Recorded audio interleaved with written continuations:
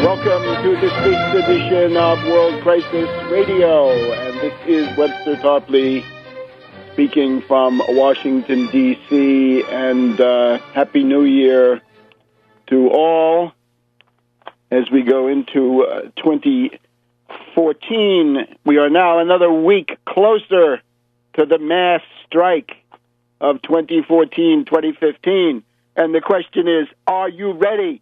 Do you have program, leadership, organization, and a strategy? Well, generally speaking, all of these areas are insufficient, let's say.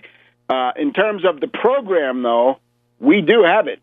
The Tax Wall Street Party and the United Front Against Austerity. Tax Wall Street Party, United Front Against Austerity have the necessary program. If that program becomes dominant, if that program becomes hegemonic, there's a good chance that a mass strike upsurge in the United States and in Western Europe, advanced countries, could bring home significant long-term historical gains. But if we allow the clowns and the poseurs and the wreckers to take over these movements, then, of course, they will fail, the narcissists. And that, of course, includes the old-style Gnome Chomsky impotent commentators, and then it includes the privacy, transparency freaks, the people who think that privacy is the substance of the revolution. This is, I think, a very meager notion of what revolution might mean. And, of course, the clowns. We just saw that the French government doing everything it can to build up Dieudonné. Dieudonné with his semi-obscene, semi-nostalgic gesture, right? La Quenelle. This is now he's being shut down by the French government, right? He's being banned in some French provincial town. Wow, remember, banned in Boston used to be the greatest credential. If you could get your book banned in Boston, then you would become a success of scandal. Succès de scandale. That is what the Hollande regime is trying to do for Dieudonné. Make him the leader of whatever anti-establishment ferment there is. Guaranteed it will fail, because it can then be baited out of existence, given the obvious proclivities of this figure. Comedians that don't make you laugh are generally not a good idea. That goes for Beppe Grillo, one of the great frauds of our time, for Russell Brand, and then, of course, for people like Jesse Ventura and Howard Stern. And there are some others. There are some other people who come from this same milieu who are of goodwill, but unfortunately in somewhat over their heads. But at the present time, the main issue would be programmatic clarity. Tax Wall Street Party, United Front Against Austerity. Concerning the great issue now of the extended unemployment benefits beyond the 26 weeks or beyond this meager number of weeks that certain states are willing to pay out. The Republicans say they want it paid for. Well, hit them in the labanza. The way to pay for it is the Wall Street sales tax, a 1% federal tax on all Wall Street turnover, stocks, bonds, and above all, the ubiquitous derivatives. And that's on notional value, friends. That's on the value of the underlying asset that's being pledged, the larger number of the two that might be associated with a derivative. This is, of course, a way to reorganize the entire society away from predatory speculation and parasitism and in the direction of heavy-duty, capital-intensive investment for modernization, infrastructure, 30 million jobs. And these are important themes right now because we've now got Yellen.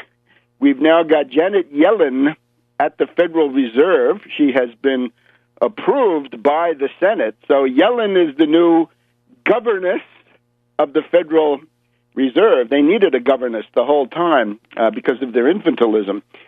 But Yellen is now at the Fed. And unfortunately, this morning, the Obama regime blew it again. This is really incorrigible. He's in an unbelievable gesture. The White House has put forward the name of Stanley Fischer to be the vice chairman of the Federal Reserve. Vice chairman, I guess, in charge of vice. Stanley Fischer's last job, governor of the Israeli Central Bank, the boss of the Israeli Central Bank. He has worked for the International Monetary Fund. He has worked for the World Bank. He has studied at Oxford, Massachusetts Institute of Technology. He has been employed as a speculative predator by Citibank. Regime Obama, fresh from his rhetorical exercise this week, that he wants to raise the minimum wage and extend the unemployment benefits for the sake of the middle class, turns to a person born in what is now Zimbabwe, right? Rhodesia at that time, British colony, just like Obama, from not too far away, or Obama's father, I guess we can say. This Stanley Fischer represents precisely the supranational speculative finance capital of the late 20th and early 21st century. He can have no idea of the drama which is experienced by blue-collar workers and by the lower levels of the petty bourgeoisie here in the United States. So I say no. I said no to Yellen, and I meant it. Yellen, of course, somebody who imbibes her doctrines from whoever is around, be it helicopter Ben Bernanke, and now apparently Fischer. Because the other interesting thing, Fischer was the teacher of helicopter Ben. And we've also got two other nominations, which we're going to look into. One is a guy called Brainard, and the other one is a certain Powell. So we'll look at those, but we expect to find them wanting, because the point of the Federal Reserve is it's not enough to come up with a name. There has to be a program. The question is, should the Federal Reserve exclusively serve the banking community? Is it a utility for the banks? Is it an auxiliary for the zombie banks and the various Wall Street hedge fund hyenas and so forth? Is that what it's there for? Or should it not act directly vis-a-vis the national economy for the purpose of dirigistic action to increase employment, go towards full employment, raise the standard of living, and increase overall national prosperity? And right now, given the sorry state of things, we see this morning the economic stagnation is, if anything, increasing. We have, I think, 75,000 jobs created in the most recent month. This is essentially microscopic. This is a statistical error. It's not significant in any way. And indeed, it may be the result of massaging or cooking of these figures, clearly, at the Bureau of Labor Statistics.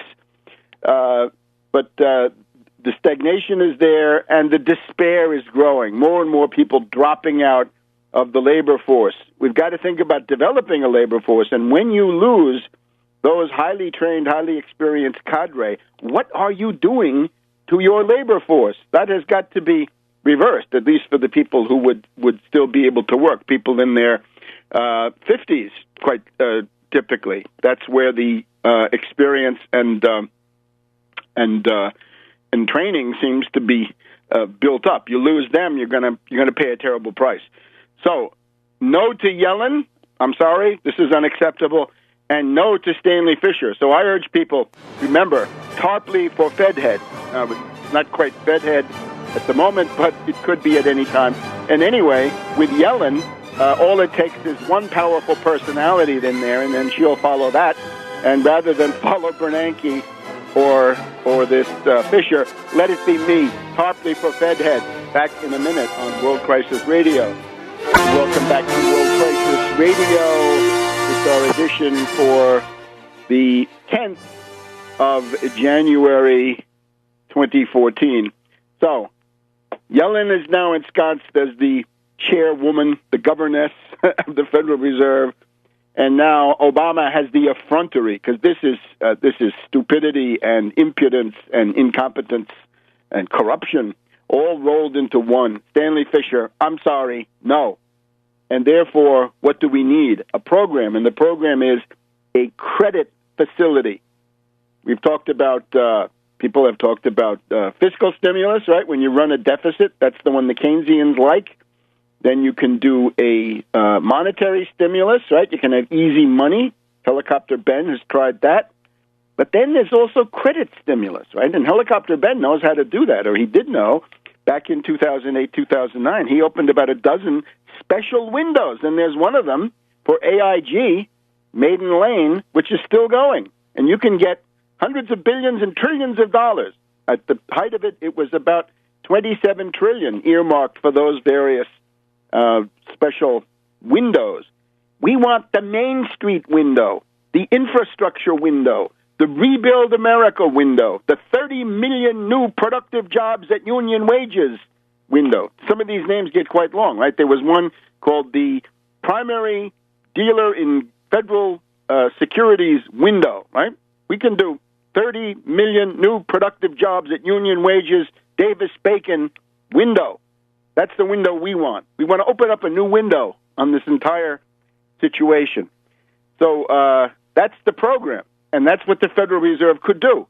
And it would take the form of a tender offer saying, dear governors of states, dear head of the Port Authority, do something useful, and similar authorities, right? We hear from Christie this week that New Jersey has bi-state authorities with New York, with Pennsylvania, and with Delaware. In other words, all the states that have common borders with New Jersey, they have these deals.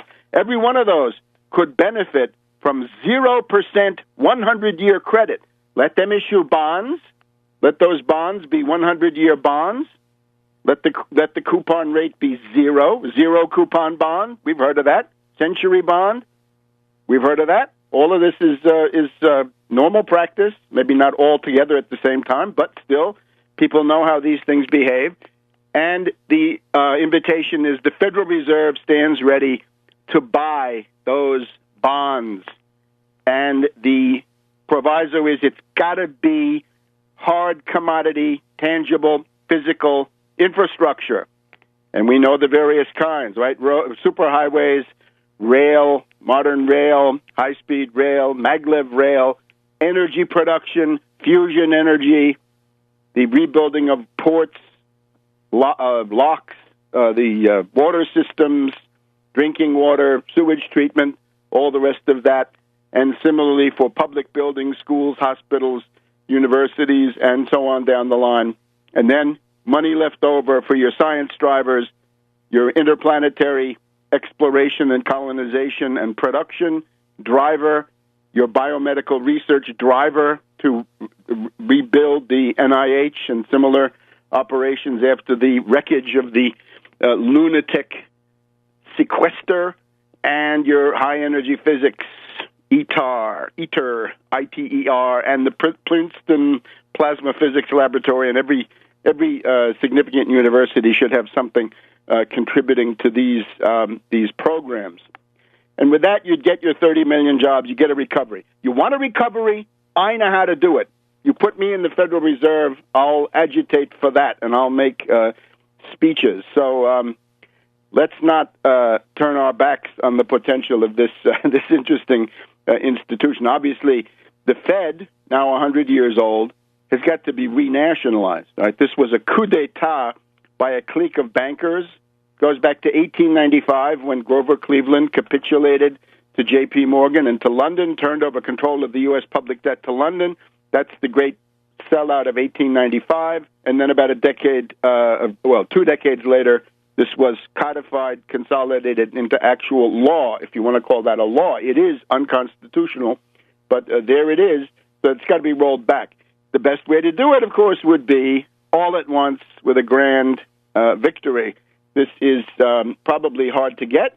We haven't given up on it, but more reasonable, I think, is to begin nationalizing the Federal Reserve piece by piece on the installment plan. And the clear way to do it is this question of the credit facilities, and that's what we want to do. So the two-pronged assault for 2014, hammer away on these 2 points. The jobless benefits, the unemployment insurance, has to be extended, has to be made open-ended. Open-ended. As long as there are people who need it, they should get it. What should they do? Starve in the streets? Should they die for the sake of the Austrian school, or to carry out the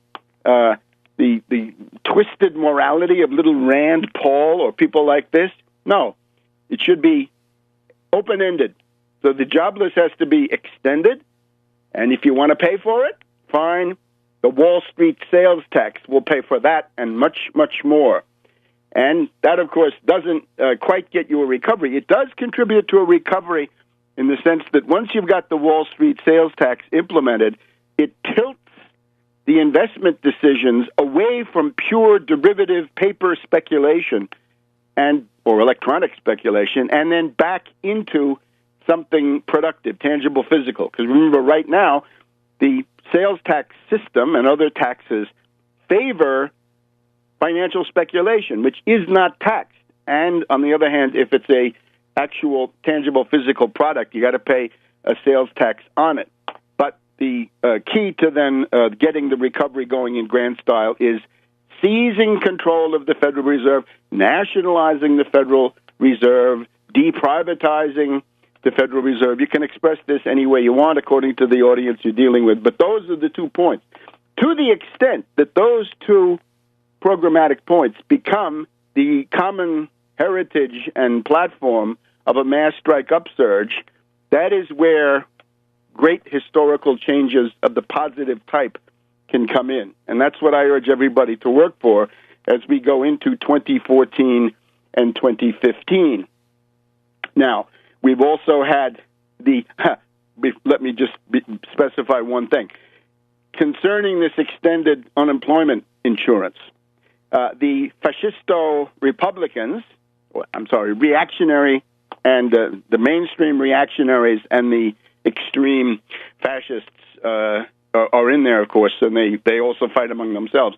But the Republican proposal is to pay, as they say, to pay for the extended unemployment benefits by cutting the earned income tax credit. Are we nuts? If we have this destitute family in front of us, we'll say, well, we'll give you 3 months of unemployment benefits in exchange for a permanent cut in the earned income tax credit. No, we should be increasing the earned income tax credit. What? You Republicans, you talk about the wonderful virtues of work. There's no better way to illustrate the work ethic than with the earned income tax credit, because that you only get that if you've got some earned income, but then you get an increase of your income thanks to the federal tax code. So that's the way that has to be done. We want the Wall Street sales tax. Back in a minute. Welcome back to World Crisis Radio. Now, apropos of what we've just been talking about, the economic depression which hangs on, the coming mass strike wave, that after about 6 to 7 years of depression, and especially if there's any kind of an uptick, especially if the uptick comes in the springtime of these next 2 years, that is where labor ferment and similar struggles could break out. They need a program. But there's also then the question of where do we stand now, sort of in the historical framework. It is also, in addition to being the 100th anniversary of the Federal Reserve Act, it's also the 50th anniversary of the Lyndon B. Johnson War on Poverty. And if you saw any of the clips of LBJ's State of the Union address of January 1964, remember, this is a couple of months after he was catapulted into the presidency by the Kennedy assassination, you will see somebody in LBJ who was a moral giant on the domestic front compared to the Lilliputians of today. Look where LBJ is. He's way to the left of Obama. He is light years ahead of this current gang of Wall Street puppets. You got to remember, LBJ, of course, is a tragically flawed, schizophrenic personality. On the one side, warmonger and tremendous inferiority feelings because of his poor background compared to the Harvard boutique if you want to read about that, the one good book by Doris Kearns Goodwin is her book LBJ and the American Dream. And that more or less shows how the manipulation of LBJ was carried out, right? Playing on these tremendous feelings of inferiority that he had. But at the same time, and that's, of course, what destroyed him, right? The acceptance of the Vietnam War was what did him in, and all of his good aspirations for the war on poverty were destroyed by this Vietnam conflict. On the other hand, though, and if you go to the black community, they will tell you this, on civil rights, this was the main turning point in recent U.S. history in a positive sense, and in terms of this war on poverty. Let's just look at this, right? It's disgusting to see these reactionaries and indeed fascists coming out this week and putting out this gloating line, I guess, that the war on poverty is a failure, poverty is still here. Well, it hasn't been a linear process, right? There have been ups and downs. 1964, the war on poverty started, and the idea is, at that point, it was about a quarter to a fifth of the United States in poverty, according to that definition. Now, I can't get into the definitions where you put the poverty line and so forth, but we're just trying to see the changes in particular. For example, Franklin D. Roosevelt, in his January 1937, second inaugural, comes out and says, I see 1/3 of a nation ill-clad, ill-housed, ill-nourished. So he's saying 1/3 of the U.S. is in poverty in the middle of the Great Depression.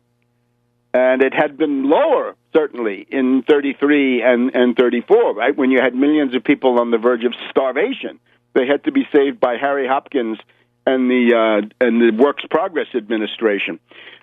So from 1/3 in 1937, LBJ looks out and says in 67 and in 64, he says it's 22% or something in that neighborhood. So between 1/5 and 1/4. The result of the various Great Society war on poverty programs was to just about cut that in half. It went down to something like 10, 11, 12%. So given the problems of measuring this, it's about a one-half reduction, a 50% reduction in the existing poverty. Now, of course, as I mentioned, once LBJ had, with unbelievable folly, with insane folly, put his administration at the mercy of the warmongers, right, McGeorge Bundy and Robert McNamara, the people who were for the Vietnam War before they were against it. This, of course, meant that the guns and butter, as he used to say, guns and butter. Well, you don't get guns and butter. It's going to be guns or butter, and it turned out to be guns. So it meant that the funding of those programs declined precipitously in the late 60s, especially under Nixon, of course. Nixon went to work cutting those programs, and then during the chaos of the 1970s, under people like Ford, the decline continued, and then, of course, Carter. Remember, Carter regarded poor people, welfare recipients, as just another pressure group, right? He was essentially the Democratic Party that didn't understand anymore where its own base was. So that, I guess today, using some similar measure, it's about 15%. Now, again, I would not accept that. I'm sure the figure is really much higher. But you're just getting the idea. In other words, it went down markedly, and then it came up again. But it came up again as a result of Nixon and Reagan in particular. Remember that Reagan, when a homeless man froze to death in Lafayette Park across the street from the White House, Reagan came out and said, well, I can't spend any tears on this because that guy was there because he wanted to be there, right? Remember, and Reagan, with all of his racist jokes about black welfare mothers and all the rest of this stuff, right? That was the mental world of Reagan, a reactionary with racist overtones, although not expressing his racism openly, but nevertheless cherishing it as part of his worldview.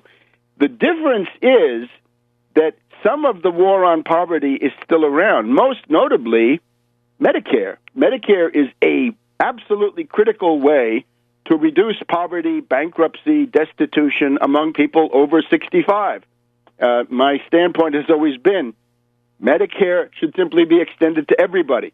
The going rate for Medicare is about $110 a month, as far as I can see. And that should be extended to everybody. Medicare for all, $100 per person per month. That solves it. You need money to pay for that? Wall Street sales tax. And there we have it.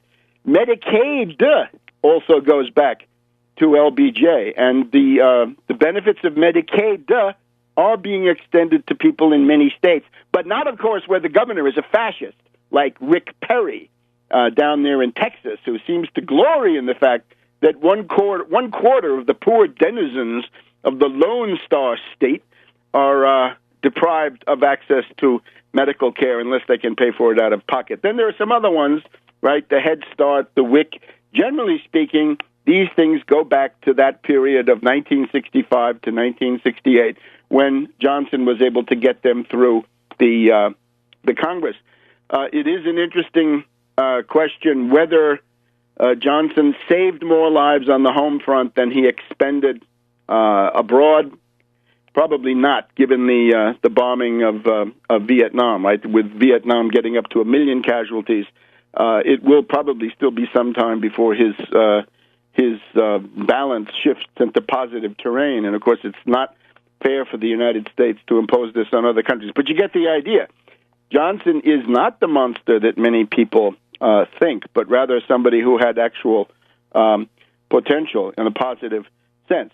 So the war on poverty was a success as long as it was funded. And when it was not funded, like any war, it obviously then goes down the drain. So just hang on now to the Medicare, Medicaid, Head Start, and other components that are the permanent heritage of LBJ. He's saving lives even today as a result of those reforms. And put that into proper perspective. Back in a minute on World Crisis Radio. Welcome back to World Crisis Radio. So much for domestic and economic for the moment. Just remember, the Tax Wall Street Party and the United Front Against Austerity must and will emerge this year as the overall programmatic guide for this mass strike. And if that doesn't happen, that's going to be a historical tragedy of the first water. If it turns out that the mass strike is led by Jesse Ventura and Howard Stern, you can forget it. That may be the end of civilization in this part of the world. And I could expand on that list. And if the French working class movement is led by Dieudonné, and if Grillo becomes the alternative to the regime in Italy, you can also forget civilization in those parts of the world, too. This is now, world history is the world court, and this is where it's time to show who's who. Who is strong? Who is good? In contrast to Snowden, those things are not shown in privacy, but in the public arena, in the blood and sand of the bull ring, if you will, of world history. Now, we're 1 week away from the Geneva Conference on Syria. And despite this long, tragic pattern that we've seen in Syria, there are certain hopeful signs. Let me premise this by saying we are now 3 years into the Arab Spring, right? From January 2011 to January 2014, 3 years. And this is now dust, ashes, and destruction. It always was a CIA MI6 destabilization. Saudi Arabia joined in, others joined in. The French, the DGSE, and the SDEC, they played their part. This has now destroyed governments.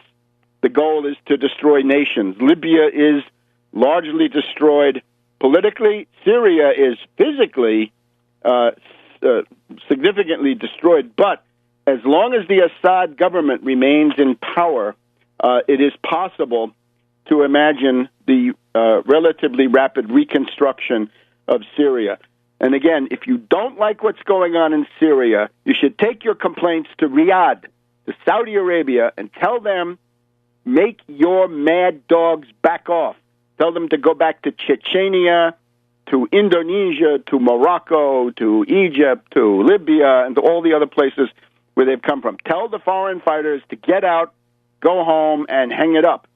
Because otherwise, we don't know what's going to happen on this front. Well, we do know that those foreign fighters, those death squads, are losing. And they have been losing now for quite a few months, since June of last year, with the liberation of that key town of Qusair along the Syrian-Lebanese border. And now, in the past week, we've had more fighting where the Islamic Front and the shards of the Free Syrian Army are fighting against the Islamic Emirate of Iraq and the Levant, the Islamic Emirate of Iraq and Sham, IEIS or IEIL. It's not the Islamic State. It doesn't say state. It says Emirate. And that gives you an idea. And remember, their idea is there's going to be a caliph at the top. That's the emperor of the world. And then there are going to be emirs running all sorts of little mini-states, micro-states, failed states, rump states, you name it. Maybe Scotland will qualify for an Islamic emirate if they stay on their course, the course that some people recommend. But now, here's what has changed. Who's going to show up at this Geneva conference? Well, Assad's representatives will be there. Moallem and others from Syria will be there. Lavrov will be there from Russia. And the question is, well, the U.S., I suppose, will be there with Kerry. He likes to travel. Good, he should go there. Who will show up for the Syrian rebels? And it's not clear anybody will. And if they don't, they have essentially turned their back on the world community, and they deserve, at that point, possible treatment. And here's the new thing. Hayden, our dear spook friend, right, from the CIA and the NSA, Michael Hayden, and Ryan Crocker from the famous State Department family, they have statements which essentially say the same thing. Assad is now the lesser evil, and it's probably time to resign oneself, I guess they would say, to the permanent tenure in office by Hafez Assad for the relevant historical future. So the Syrian Ba'ath Party of Hafez Assad will remain in power. Say Crocker from the State Department side and the spook Hayden from the CIA NSA side. Too bad if you died, huh? Too bad if you got killed before these worthies, these geniuses, got to this level of geostrategic insight, right? We knew this, God knows, in the middle of 2011, that the forces unleashed against Assad represented chaos and the destruction of civilization as we've known it. We've seen cannibalism, beheading, religious figures massacred, special attention for Christians, among others, and so forth. And when that gas attack, that gas stunt in August of last year occurred, that was the big push to get the war going, and it has, for the moment at least, failed. And right now there's zero momentum that I can see in Washington to get any kind of attack going against Syria. Although, watch out, provocations, Gulf of Tonkin, always possible, blowing up of the Maine, always possible. Now, behind all this, the Saudis, what are the Saudis going to do? The Saudis have been on the offensive in the last couple of weeks. Remember that Prince Bandar had gone to meet Putin and threatened him, very unwise, threatened Putin saying, you stop helping Assad or I will attack your Sochi Winter Olympic Games, now coming up now in February, with terrorists. I've got Chechen terrorists that I can unleash.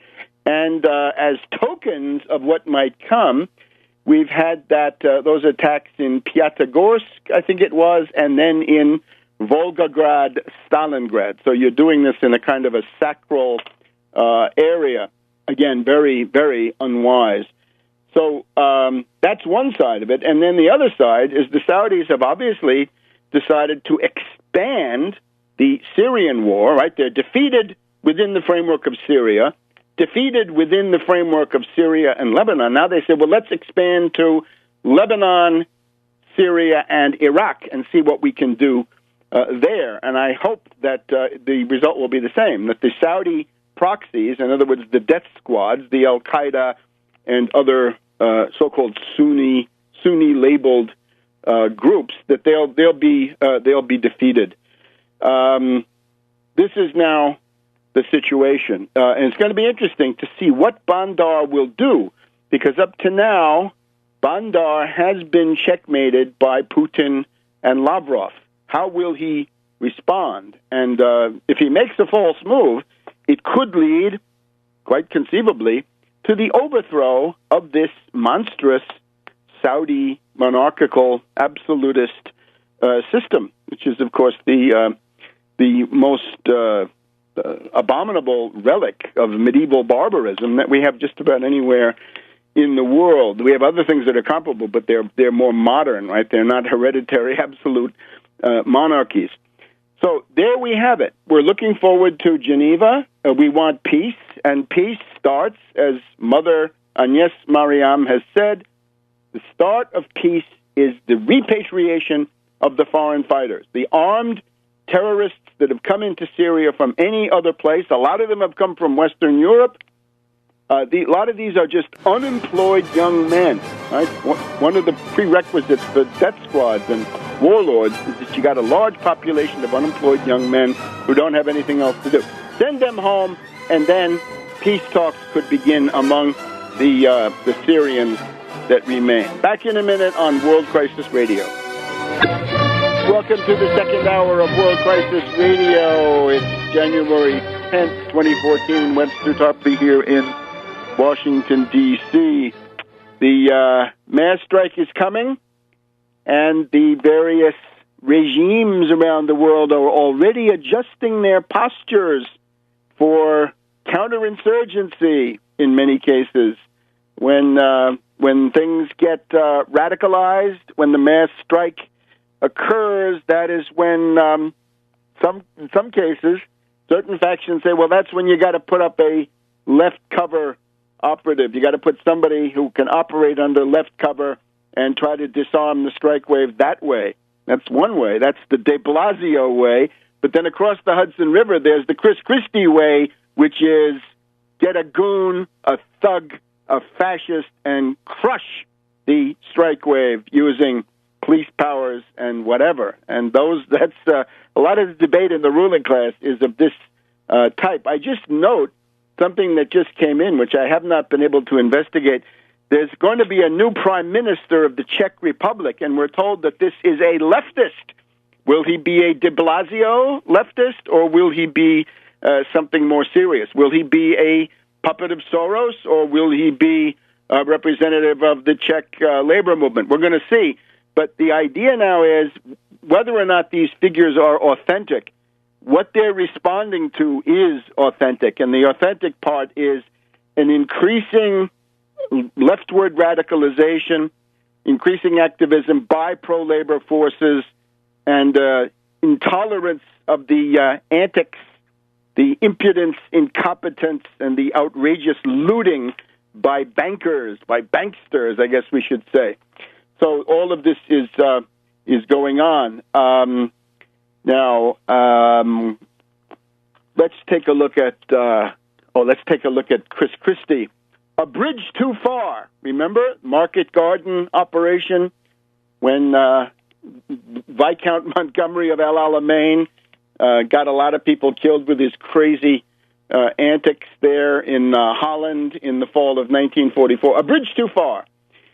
Well, Christie. Now, remember, Christie is the tool of bankers in Manhattan, right? He goes through this this song and dance about we're from New Jersey, New Jersey, New Jersey, New Jersey. We're local chauvinists here in New Jersey. He's nothing of the kind. He is a creature of New York, Manhattan finance capital. And they've gone from Governor Corzine of Goldman Sachs with his scandals to Governor Christie. And Governor Christie had qualified for the current job by being the lobbyist for Bernie Madoff. Remember that Christie had been a lobbyist for this dirty Securities Association, and the president of that Securities Association was Bernie Madoff, and the big effort by Christie in Trenton as a lobbyist in the capital of New Jersey was to make sure that financial frauds and financial Ponzi schemes and gyps, dodges, and deals were not included in the new legislation to protect consumers in New Jersey. So he is a stooge of finance, oligarchs, financial predators, and he's a torpedo. And this is the idea. Why would Manhattan bankers and hedge fund operators be interested in a thug and goon of the Christie type? Well, that's obviously one way to deal with a mass strike, to deal with the mass upsurges to come, crush them. And the idea, of course, is that Christie somehow, through I'm sure through studies in the Stanislavski method of acting, he has imbibed this notion of how to look and sound like a blue-collar character and to hide the fact that you're actually working for these Wall Street bankers and hedge fund hyenas. The other thing about Christie is that he benefits, certainly through the money channels of the people that I've just mentioned, a clique of journalists, media barons here in Washington, D.C., inside the Beltway, that are fascinated with Christie. They're obviously fascinated with the money of his backers, that he's bipartisan. Well, bipartisan, of course, means that Christie has been able to buy the Democratic machines, I've been told, of Essex County up in northern New Jersey, not so far from New York City, and then also the Camden, New Jersey, which is a slum, right, on the New Jersey side of the Delaware River. It's essentially a slum suburb of Philadelphia. So the secret of how Christie was getting all of these endorsements from Democratic mayors was bribery, but carrot and stick. So the stick might have had something to do with this Bridgegate shutting down the access lanes, the local access lanes from Fort Lee and other nearby communities. There's a competing theory that what Christie was doing was targeting the state senator. In other words, it's not just the mayor of Fort Lee that we need to consider, but the state senator. The state senator is a certain Loretta Weinberg, and she was the majority leader of the New Jersey State Senate. And this was a fight about maintaining a black judge on the Supreme Court, the highest court of the state of New Jersey. And Christie was trying to force the guy out, and his antagonist in this context was this Loretta Weinberg, along with a black state senator from the same area. So there are many, many reasons for this. It's also quite possible that there was never a question, would the mayor of Fort Lee endorse Christie? Maybe that was clear from the beginning, but it's quite possible that the mayor of Fort Lee was out there campaigning vigorously for Buono, right? Buono was this orphan candidate. We followed her story, and the sad fact was that the Democratic establishment dumped her, and they did it with the help of Wall Street money and this D.C. Beltway media clique, but also of Obama, because Obama was in a symbiotic relationship with Christie in the 2012 election, and therefore Christie was anointed by Obama as a bipartisan and positive figure. So I won't go into this 2-hour press conference. It's filled with lies, distortions, omissions, posturing. Perhaps the most interesting is that Christie seems to say the main thing that has gone on here is that Christie was lied to, that the people in his entourage did not show the necessary omerta. They didn't maintain confidence on the inside, therefore they have to be fired. The main thing that happened here was that lots and lots of people were seriously inconvenienced. Some people may have died. Heart attack patients being carried in ambulances, not even across the George Washington Bridge, but in the local streets of Fort Lee and related communities. Some of them may have lost their lives as a result of this. Children were put into very difficult situations because their school buses couldn't get around. So the point is, though, the ruling class wants to have an alternative, somebody who can attempt to overawe a strike wave, but doing it not as a blue blood like Bush the Elder, not as an effete community organizer like Obama, but as a blue-collar goon and thug. And the idea is that that's Christie. Now, a couple of questions about this, right? Christie says, I fired this woman, Bridget Kelly. I didn't want to talk to her. Well, you do want to talk to her. You want to say, who else knew about this? How did this happen? Tell me everything you know, and maybe you can save your pension or whatever it is, and so forth. A couple of more notes on this when we come back in a minute. Welcome back to World Crisis Radio. Webster Tarpley here in Washington, D.C. I'm seeing that the place where Dieudonné was going to deliver his farnetications was the Zénith of Nantes. So it means that the decree of the prefect banning the performance by Dieudonné is the new Edict of Nantes. Remember that this goes back to Henry IV, right? That it was legal to be a Protestant, to be a Huguenot, to be a Calvinist back in the late 1500s as a result of the Edict of Nantes. But this time it's going to be the Edict of Nantes is to essentially make Dieudonné into a martyr and give him influence and credibility, which he couldn't get any other way. Isn't that interesting? So don't be fooled. And remember, the clown car, the leadership will not arrive in the clown car, not in the ruling class clown car, not in the New Statesman, not in the pages of the London Guardian or similar publications. And anybody who gets on the front page of the Washington Post is not likely to be a good candidate to lead the mass strike. And these are now the issues coming up. And we're looking forward to the November election, quite frankly. The Tax Wall Street Party will be heard from in various places. And if you're interested in adding to that, send me an email. Go to tarpley.net, look at the Speakers Bureau.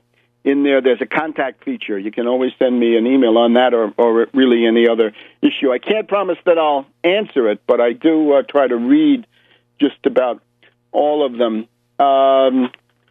The Obama White House did something interesting. They're way behind for the week. Nominating Stanley Fischer for vice boss of the Federal Reserve is a disaster. But they did at least do the following. The White House sent out somebody from the National Security Council saying, essentially, if Bob Menendez of New Jersey, the head of the Senate Foreign Relations Committee, wants a war with Iran, he should say so.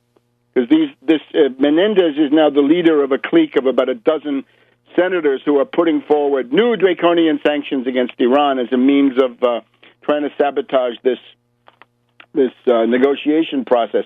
Remember, Menendez is blackmailable. Remember his sugar daddy down there in the Dominican Republic? He was down there with some guy. There was an accusation of prostitutes. God knows. So he's likely to be heteronomic in the sense of he's being directed from outside of himself on some of these issues. So, interesting thing, right? You want war? Then say so. Be good to see that on some other points. But now, the bridge too far, by comparison, right? What Christie did, by the way, as has been pointed out, is much worse than these sex peccadillos, right? Because people may have died in Fort Lee and surrounding areas, right? And if you had to spend 3 or 4 hours of your day in a traffic jam created by the thug Christie and or his immediate office staff, then you would essentially have a grudge against that guy for life. And I think you'd be amply justified in doing so. So you want to ask this Bridget Kelly, this poor woman now who has been scapegoated for the entire thing, who did you work with? Because if she sends an email saying time for traffic problems in Fort Lee, and our dear friend Wildstein, Christie's best friend from high school. Now, of course, in this press conference, Christie tried to say, "Oh, I hardly knew that guy Wildstein. I never knew him. We went to the same high school, but it was a real big high school there in Livingston, New Jersey. I think 1,800 kids. I hardly knew him.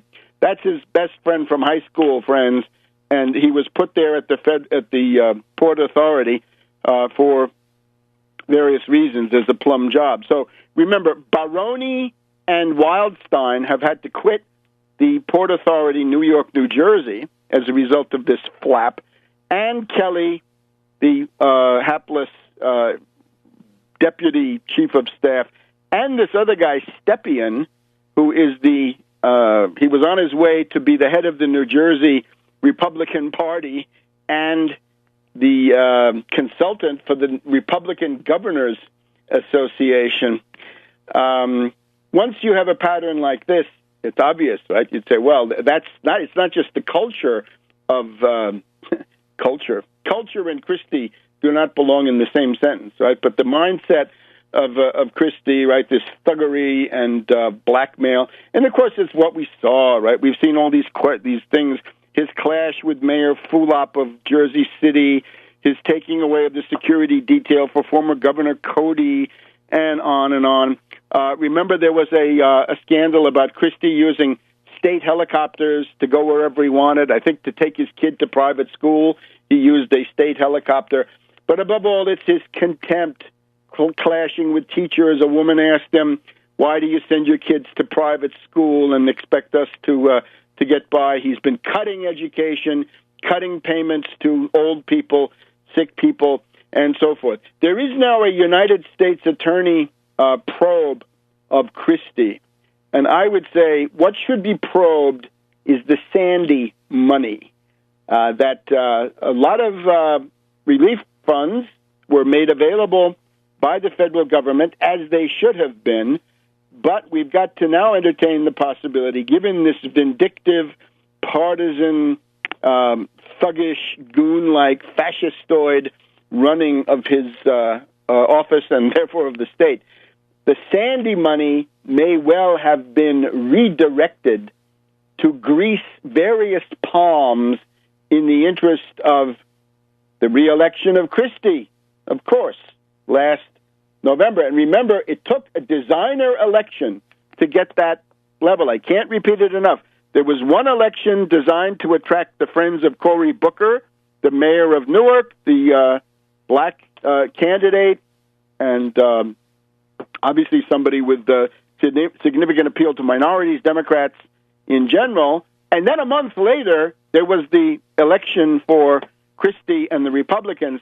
And when Christie says, "I got a large percentage of Hispanics and blacks," it means of the ones, the few, who showed up at that second election. So this is a complete fraud.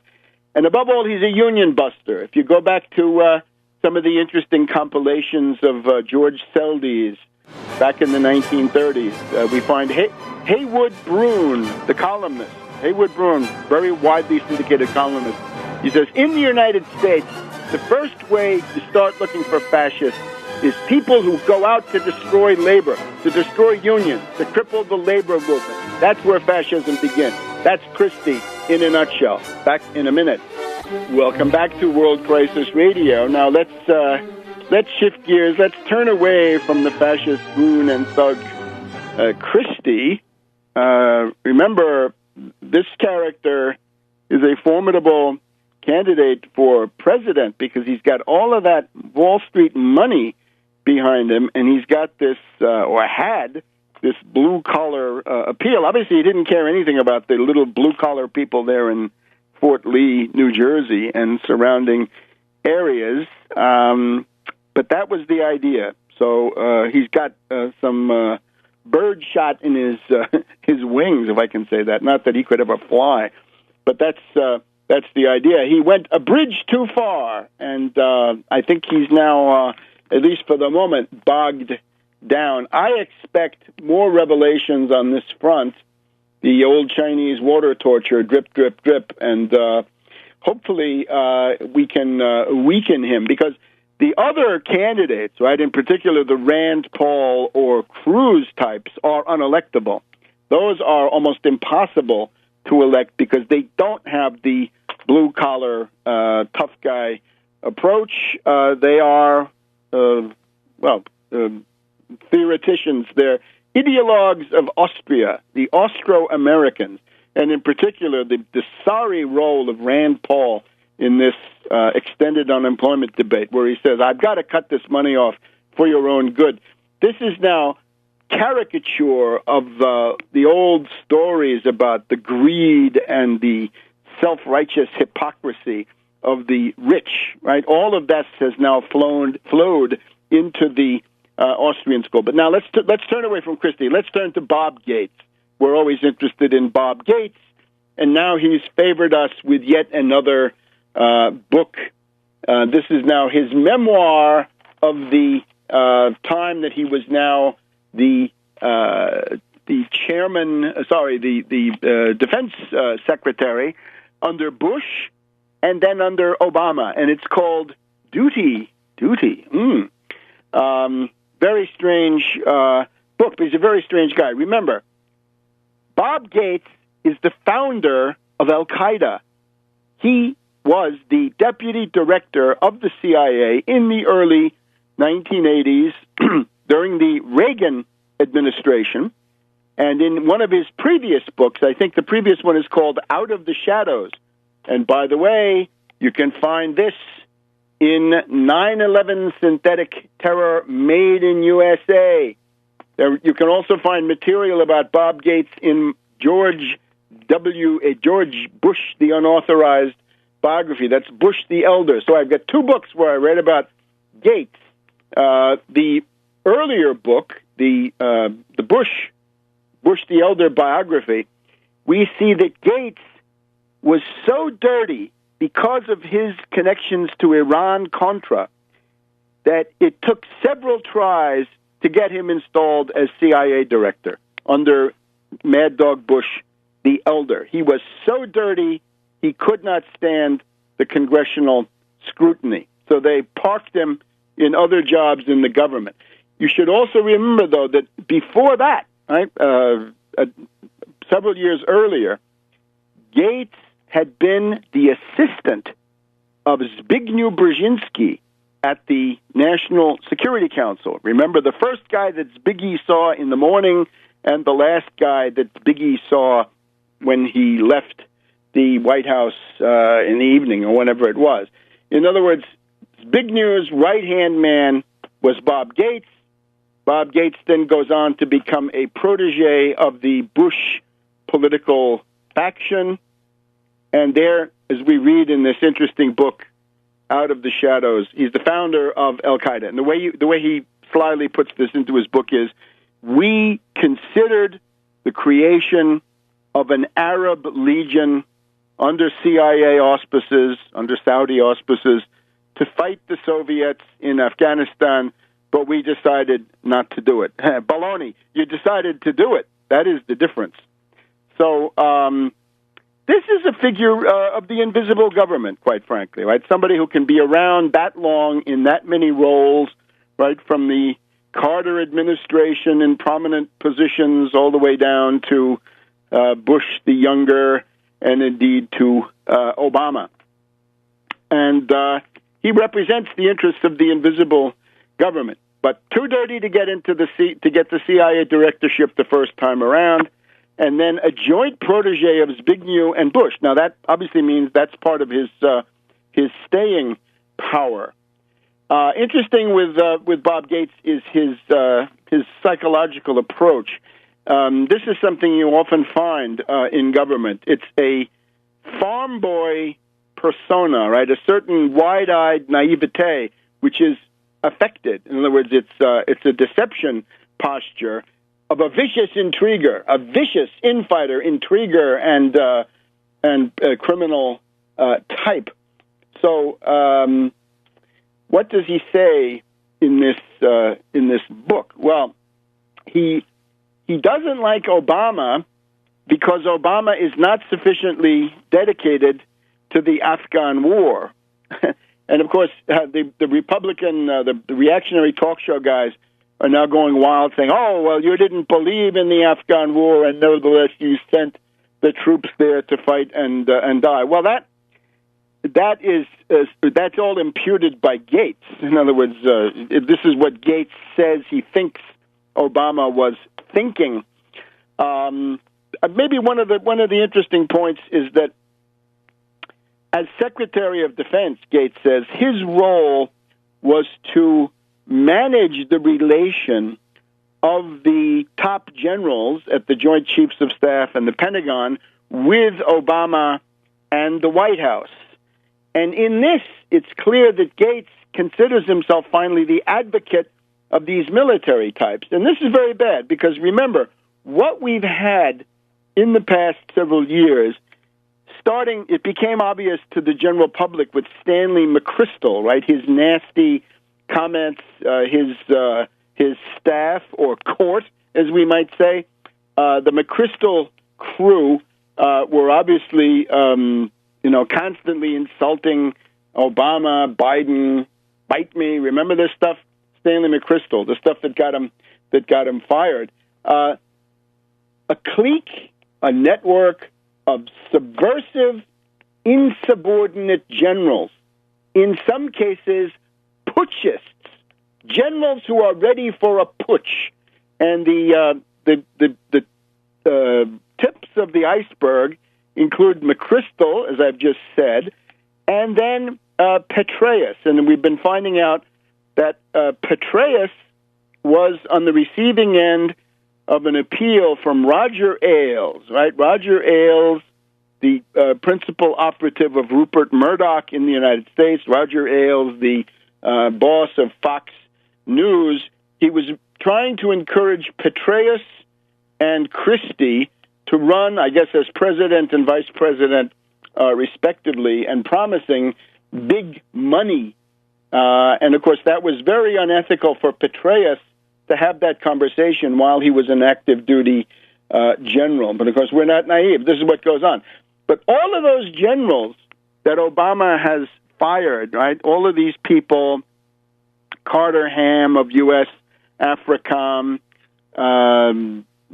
Gowett, the admiral, the people from the Strategic Missile Command, from the Anti-Ballistic Missile Defense Group, General Allen, the commander in Afghanistan, who was touted to become the head of NATO, Stavridis, the admiral who was the head of NATO. All of these people had to be ousted for what? Well, officially because of sex and money peccadillos. In reality, because they were a network of insubordinate putschists. That is the strong assumption in regard to them. And that's why Obama wanted them out. Back in a minute. Welcome back to World Crisis Radio. Just a couple of more notes about Gates. We see that our dear friends, the libertarians, instinctively take the side of these warmonger putschist generals, right? Los golpistas. They think that those are the people that you got to support against Obama, of course, because they're so blinded by their hatred of Obama that they can't see what's going on anymore, right? Obama, certainly evil enough, but having no monopoly of evil and not necessarily the greater evil at any given time. Sure, in 2008, Obama, greater evil, at least in terms of the people that were contending in the Democratic primary, right? But then he's been outdistanced on the evil front by many others who, and some of these include precisely Petraeus and the clique around Petraeus. So when we see, for example, Petraeus in the spring, in February, March 2011, Petraeus comes forward and says, I'm not happy. He tells the press he's not comfortable with setting a fixed date for the withdrawal from Afghanistan. And Gates is not happy that Obama starts a meeting of the National Security Council saying, I'm tired of generals popping off in the press, and I will push back hard against any delay in beginning the withdrawal. And then Obama says, if I believed I'm being gamed, ... right? Watch out or else. And Gates is so upset because he thinks that Obama, this upstart, is denigrating his wonderful friend Petraeus. So you see the idea. He becomes a spokesperson, an apologist for cliques of putschist generals and admirals, and therefore is a failure in managing that relation. His loyalty should have been to the president. But, of course, he says, I had no special loyalty to this president because I was a Republican holdover, and I was above party. I was above all that. I was an invisible government operative, right? A secret government operative, right? He has one authority based on his official title, and then he's got a much greater authority based on his role in this behind-the-scenes entity that most of the time you don't see. The other interesting part, the hypocrisy of Hillary. One of the reasons why Hillary Clinton must never be president is that Hillary tells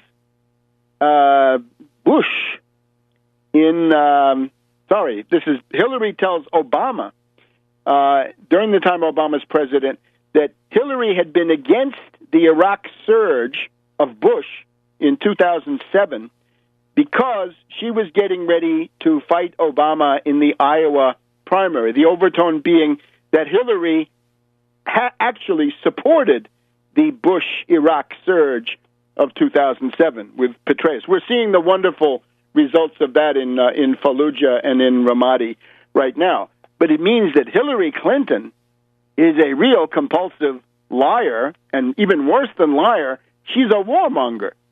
She really wanted that surge, right? She doesn't understand anything. And remember, she's obviously internalized this idea that as time goes on, she's got to be the biggest warmonger in the room, because if she's not, she'll be accused of being a weak woman. She'll be accused of being an emotional softy, and she's got to fight back against that. So she is ipso facto disqualified to be president. By the way, Christie, of course, must never be president based on what we've seen. Imagine what such a personality might do with the powers of the presidency, which are immense. Imagine the kind of vindictive stuff that he might pull operating from the Oval Office. And then it turns out that Obama, we read in the book, the president, meaning Obama conceded vaguely that his opposition to the Iraq surge had also been political. So they're both crypto warmongers. They both really wanted to win the war in Iraq when that was obviously impossible. And this then shows, this is the one conclusion we would agree with Gates about, to hear Obama and Hillary making those admissions in front of him, Gates, was surprising and dismaying. Yeah, what it means is the Democratic Party is a useless, hopeless instrument, and it's time for the tax Wall Street party. Now, let's just say a few words about the World War I anniversary. Unfortunately, we got to the end of the program again. Not much time. I want to call your attention to a very interesting book published by Progressive Press of California. If you go to my website, tarpley.net, which I hope you do several times a week, you will find the cover of that book. It's La France Conquise. Now, this is a book perhaps not for everybody, but if you can read French, you should get it absolutely. It's got my essay on Edward VII, the Triple Entente, and World War I, together with this very interesting study, France Conquered, by Edward VII and his agent, Clemenceau. And this is written by a former French foreign minister, Émile Flourens. This was a good French foreign minister. He had avoided war between France and Germany during the Boulanger period, right? During the the 1870s, 1880s, he had been working for peace. So this is published by Garnier of Paris, 1906, but then it went into the public domain, and 100 years later, it was republished in this form. I was the one who found it in the dusty corridors of the Library of Congress. It's also got a German pamphlet by Reinhold Wagner, a figure close to the German General Staff. This is written in 1914 and indicates Edward VII as the greatest, the author of the greatest crimes against humanity in the 20th century up until that time. Right? This was written in the very first year of World War I. There's also some other material in there. I would urge you, if you can read French, get this. Right? It's a revelation. The clarity of this guy Flourens is striking, and the principal thing is he realizes that before World War I that Edward VII has created the alliance system, the Anglo-French Entente Cordiale, the Entente Cordiale of Britain and France, 1902, 1903, 1904, and then the Anglo-Russian, the British-Russian Entente of 1907, 1908, which is coming. You could see it when he was writing this book. And with that, the encirclement of Germany by the hostile alliance systems. And at the same time, with this triple entente facing the triple alliance, which soon became a dual alliance of Germany and Austria-Hungary, it was a situation where any war involving a great power was extremely likely, almost inevitably going to become a world war because of the mobilization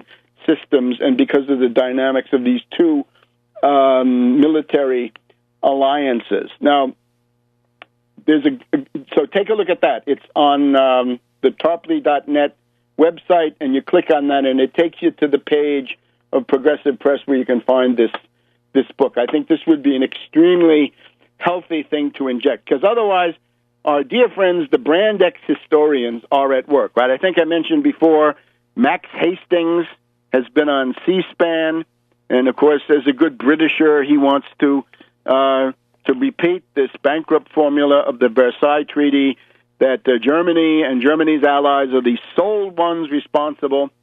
And my finding, of course, is quite different. Let me just also cite this Spiegel cover story, right? Der Spiegel of Hamburg, the most Anglophile news magazine in that most Anglophile of cities, Hamburg. Their story about World War I starts. This is the gem from the Spiegel essay. In the period leading up to World War I, right, 1914. This is a quote. There is little for which the British can be reproached. Yeah, there's everything for which the British can be reproached. Edward VII created the alliance system that made it a world war, and Sir Edward Grey, the British foreign minister, the protege of Edward VII, made the Germans think that Britain would remain neutral at the same time that he encouraged the French and the Russians to go wild with demand with the idea that Britain would back them up. So a deception posture that leads to the war. So we'll be talking about this in future times on the program. But take a look at La France Conquise with my essay. Welcome to this week's edition of World Crisis Radio. And this is Webster Tarpley speaking from Washington, D.C. And Happy New Year to all. as we go into 2014. We are now another week closer to the mass strike of 2014, 2015. And the question is, are you ready? Do you have program, leadership, organization, and a strategy? Well, generally speaking, all of these areas are insufficient, let's say. In terms of the program, though, we do have it. The Tax Wall Street Party and the United Front Against Austerity. Tax Wall Street Party, United Front Against Austerity have the necessary program. If that program becomes dominant, if that program becomes hegemonic, there's a good chance that a mass strike upsurge in the United States and in Western Europe, advanced countries, could bring home significant long-term historical gains. But if we allow the clowns and the poseurs and the wreckers to take over these movements, then, of course, they will fail, the narcissists. And that, of course, includes the old-style Gnome Chomsky impotent commentators, and then it includes the privacy, transparency freaks, the people who think that privacy is the substance of the revolution.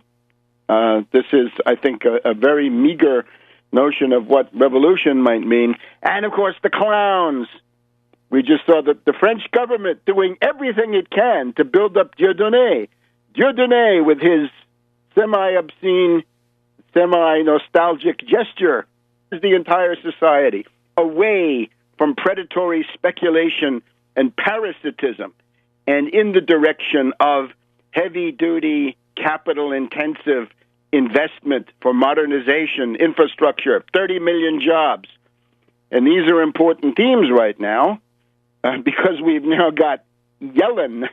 We've now got Janet Yellen at the Federal Reserve. She has been approved by the Senate. So Yellen is the new governess of the Federal Reserve. They needed a governess the whole time because of their infantilism. But Yellen is now at the Fed. And unfortunately, this morning, the Obama regime blew it again. This is really incorrigible.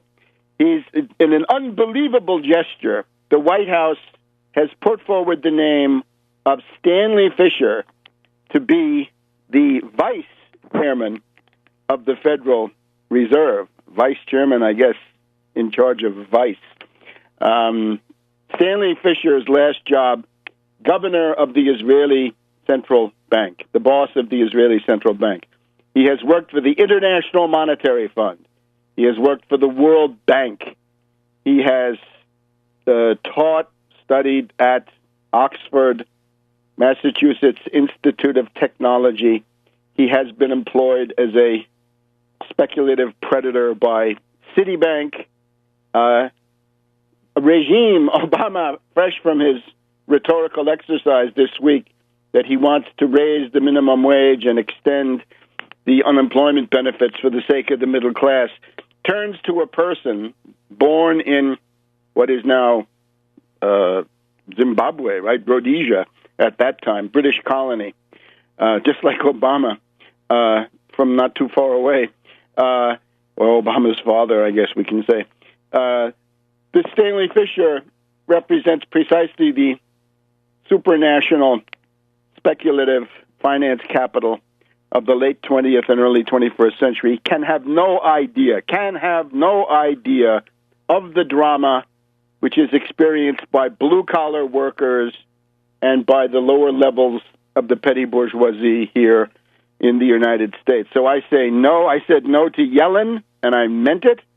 Yellen, of course, somebody who imbibes her doctrines from whoever is around, be it helicopter Ben Bernanke, and now apparently Fischer.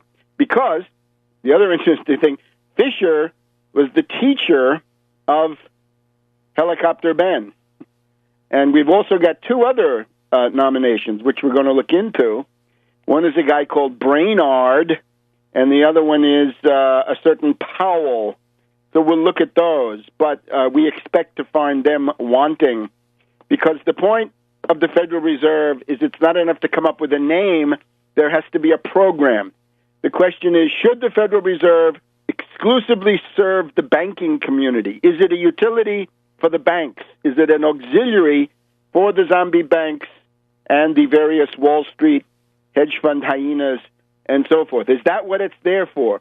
Or should it not act directly vis-a-vis the national economy for the purpose of dirigistic action to increase employment, go towards full employment, raise the standard of living, and increase overall national prosperity? And right now, given the sorry state of things, we see this morning the economic stagnation is, if anything, increasing. We have, I think, 75,000 jobs created in the most recent month. This is essentially microscopic. This is a statistical error. It's not significant in any way. And indeed, right? La Canelle. This is now he's being shut down by the French government, right? He's being banned in some French provincial town. Wow, remember, banned in Boston used to be the greatest credential. If you could get your book banned in Boston, then you would become a success of scandal. Succès de scandale. That is what the Hollande regime is trying to do for Dieudonné. Make him the leader of whatever anti-establishment ferment there is. Guaranteed it will fail, because it can then be baited out of existence, given the obvious proclivities of this figure. Comedians that don't make you laugh are generally not a good idea. That goes for Beppe Grillo, one of the great frauds of our time, for Russell Brand, and then, of course, for people like Jesse Ventura and Howard Stern. And there are some others. There are some other people who come from this same milieu who are of goodwill, but unfortunately in somewhat over their heads.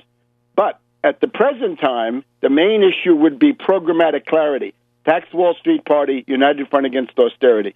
Concerning the great issue now of the extended unemployment benefits beyond the 26 weeks or beyond this meager number of weeks that certain states are willing to pay out. The Republicans say they want it paid for. Well, hit them in the labanza.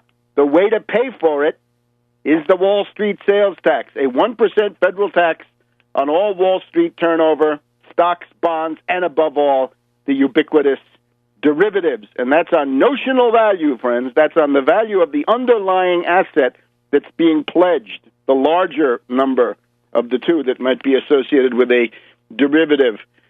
This is, of course, a way to retilt, to reorganize, maybe the result of massaging or cooking of these figures, clearly, at the Bureau of Labor Statistics.